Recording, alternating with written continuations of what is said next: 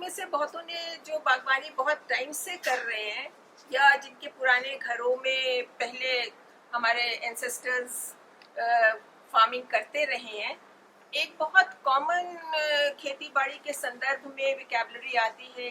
दो शब्द आते हैं, निराई और गुड़ाई। खेती में, क्यारी में, गमलों में, माली से हम लोग अक्सर ये कहते सुने जाते हैं, भैया निराई गुड़ाई करनी है आज। और स्पेशली ये जो बारिश का मौसम होता है उसमें, तो ये निराई गुड़ाई क्या चीज है फ्रेंड्स? जो खरपतवार, जिनको अब अंग्रेजी में हम लोग कहते हैं वीड्स, वो निकल आते हैं, उनको निकालते हैं जब हम लोग खुरपी से, तो उसको कहते हैं निराई। और संग में जो सॉइल को ऊपर नीचे करते हैं खुरपी से, उसको कहते हैं गुड़ाई, मोड़ना, जमीन को ऊंचा नीचा, सॉइल को ऊपर नीचे करना, गुड़ाई। तो निराई हम लोग क्यों करते हैं? इसकी बीज की या जो खरपतवार हैं उनको हम लोग क्यों निकालते हैं? धारणा ये है कि जो खरपतवार हैं वो बहुत, चूंकि वाइल्ड होते हैं, तो वो जो न्यूट्रिशन है सॉइल का आपके पौधे को ना देकर खुद लेते हैं, और वो आपकी सॉइल पे से जो न्यूट्रिशन है उसको डिप्लीट करते हैं, उसको खाते हैं। और आपका पौधा जो आपने लगाया है, वो उसका जो एनर्जी, न्यूट्रिशन सॉइल से मिलना चाहिए, वो उससे वंचित रह जाता है। तो समय समय पर जो ये बीज निकलते हैं उनको खेत में से या क्यारी में से, गमले में से हटाना पड़ता है। और गुड़ाई किस लिए करते हैं? गुड़ाई करते हैं कि सॉइल ऊपर नीचे हो जाए, जिसको हम लोग कहते हैं धूप लग जाए, थोड़ी पोरोसिटी हो जाए, ढीली पड़ जाए, जिससे कि एरेशन हो जाए उसमें, और हमारे जो एयर है, पॉकेट्स हैं, वो अच्छी उसमें जाए, तो जड़ें फैलने में उसको आसानी होगी। लेकिन फ्रेंड्स क्या है ना, कि धीरे धीरे हर चीज में चेंज आ रहा है। आजकल क्या है, सबसे पॉपुलर हो रहा है नो टिल गार्डनिंग। टिल माने वही निराई गुड़ाई। आजकल जो प्रचलन में है, अच्छी एडवांस खेती बाड़ी में काम आ रहा है, वो है नो टिल फार्मिंग। और चूंकि हम लोग बगीचे में हैं, तो हमारा है नो टिल गार्डनिंग। इसमें क्या है कि हमको अपने सॉइल को डिस्टर्ब नहीं करना है, जैसे नेचर ने दिया है ना। जैसे जंगलों में होता है, कोई वहां निराई गुड़ाई करने नहीं जाता है जंगलों में। सब आप ये देखिए, जो टेरेन्स होती हैं, माउंटेन्स होते हैं, उनमें कोई निराई गुड़ाई करने नहीं जाता है। अपने आप ऑर्गेनिक मैटर नीचे गिरता है, डिकम्पोज होता है, माइक्रोबियल एक्टिविटी होती है, अपने आप फिर उसमें से नए पौधे निकलते हैं। और वहाँ की जो ऊपर की सॉइल है वो कितनी रिच होती है। बल्कि मेरे तो कुछ फ्रेंड्स ऐसे हैं जो पहाड़ों में जाते हैं और जो पाइन की श्रेडेड लीव्स नीचे गिरी हुई होती हैं, उसको इकट्ठा करके कट्टों में लेकर आते हैं, क्योंकि यहाँ पे हम लोगों को वो चीज उपलब्ध नहीं है शहरों में। तो इतनी उसकी वैल्यू है। और उसको हम लोग क्या करते हैं, क्योंकि अज्ञानतावश उसको हम लोग हटा देते हैं, डिस्कार्ड कर देते हैं, और नई नई चीजें हम अपने सॉइल में डालते हैं उसको एनरिच करने के लिए। क्यों? जब नेचर ने हमको इतनी चीजें उपलब्ध अपने आप करा दी हैं, तो वो तो हम हटा के और अपनी तरफ से उसमें और कुछ ऐड करते रहते हैं। तो अब हम लोग ऐसा नहीं करेंगे, कोशिश करेंगे कि ऐसा ना करें। तो नो टिल करने से क्या होता है कि आपकी जो सॉइल है उसको आप छेड़ते नहीं है। जैसे आपने एक फसल आपकी खत्म हो गई, आपको मैं दिखाऊंगी अभी, तो उसमें क्या है कि मैंने ऊपर ऊपर से उसमें सब फॉलिएज निकाल दिया है, लेकिन जो जड़ें हैं उनको पुल आउट नहीं किया है, वो वैसी की वैसे हैं वहां पे उसके अंदर। तो उसमें क्या है, जो माइक्रोजल एक्टिविटी उसमें होएगी, फंगस जो है माइक्रोजल, वो जो है वो आप रूट्स को बहुत मदद करती है। रूट्स के पास वो डेवलप होती है और सॉइल को न्यूट्रिशन देती है, पानी को मॉइस्चर का कंटेंट बना के रखती है।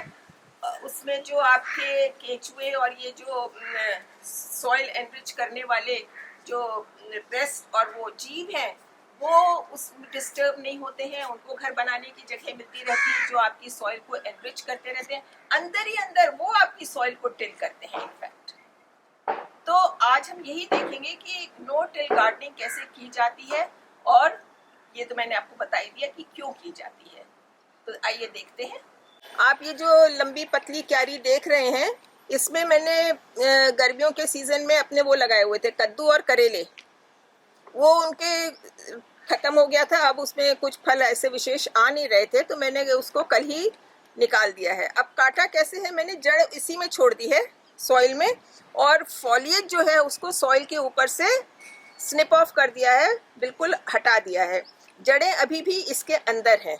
उसका कारण ये है कि अगर हम इसकी जड़ें निकालते हैं तो हमारी सॉइल की जो माइक्रोबियल एक्टिविटी हो रही है इसके अंदर, वो डिस्टर्ब होती है, जो हम नहीं चाहते हैं। इसमें जो भी वर्म्स हैं, हेल्दी फंगाई वगैरह है, वो सब डिस्टर्ब होएगा जड़ें निकालने से। जड़ें धीरे धीरे इसके अंदर ही डिकम्पोज हो जाएंगी, और उसमें जो न्यूट्रिएंट्स हैं अभी भी बाकी हैं, वो आपके सॉइल को एनरिच करेंगे। अब इसके ऊपर नेक्स्ट प्रोसेस हम अपनी अगली फसल लगाने के लिए फ्रेंड्स ये करेंगे, क्योंकि ये छत पे है मेरे, तो मुझे थोड़ा वेट का भी ध्यान रखना पड़ता है इसमें। तो अब हम क्या करेंगे कि जो हमने ड्राई लीव्स इकट्ठी की हैं फ्रेंड्स, उसको हम इनके ऊपर बिछाएंगे।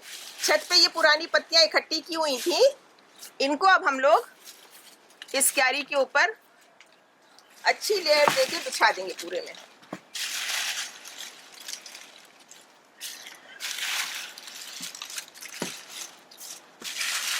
अभी बारिशें भी और फिर से होंगी इसमें, तो ये और सेटल होंगी। इसके ऊपर फिर से हम एक और लेयर डाल देंगे, और फ्रेंड्स उसके ऊपर हम लोग जो अपनी होम कंपोस्ट बनाते हैं उसकी लेयर की, आप समझिए 2-3 इंच की एक लेयर अच्छी तरह से बिछा देंगे।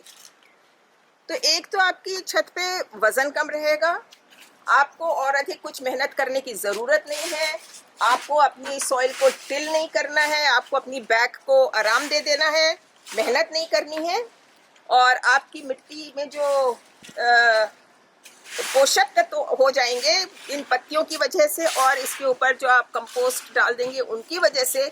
तो आप उसके बाद इसमें जो कुछ भी लगाएंगे वो न्यूट्रिशन से भरपूर होएगा और आपको बहुत अच्छी फसल देगा।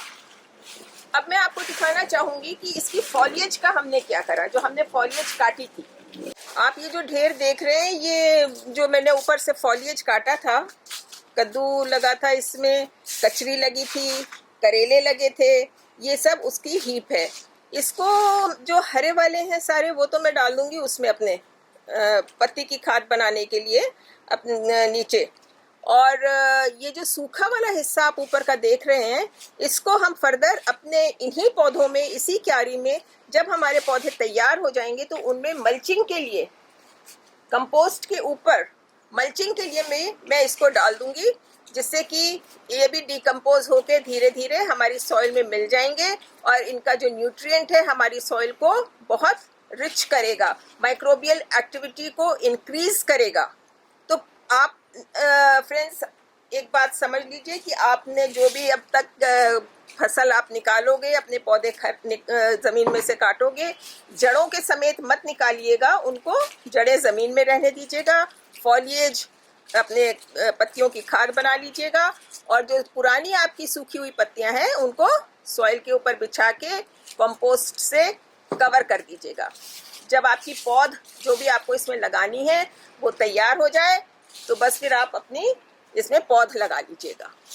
फ्रेंड्स, आप ये जो सूखी टहनियों का ढेर देख रहे हैं, हम लोग बार बार कहते हैं ट्विग्स को मत फेंकिए, जो आपकी ड्राई ट्विग्स होती हैं उनको मत फेंकिए। कारण उसका ये है कि जिसका बारीक वाला हिस्सा है, इसको आप तोड़ के अपने गमलों में नीचे की तरफ डाल सकते हैं ठीकरी के ऊपर, और जो थोड़ी लंबी पड़ती हुई हैं उनको आप अपने जो बेलदार सब्जियां अगर आप लगाएंगे उनमें, या फिर आप स्टेकिंग के लिए उनमें आप इनका प्रयोग कर सकते हैं। धीरे धीरे इनकी जो बार्क है वो खराब होने लगती है, उसको अगेन आप मल्च के लिए यूज कर सकते हैं। कहने का फ्रेंड्स तात्पर्य ये है कि आपके गार्डन से कुछ भी निकले उसको वेस्ट मत करिए, कैसे भी उसको अपने उसमें प्रयोग करिए, जिसको हम लोग बार बार डिस्कस करते हैं, एक दूसरे से बताते रहते हैं कि कौन सी चीज किस तरह से बगीचे में प्रयोग करनी चाहिए।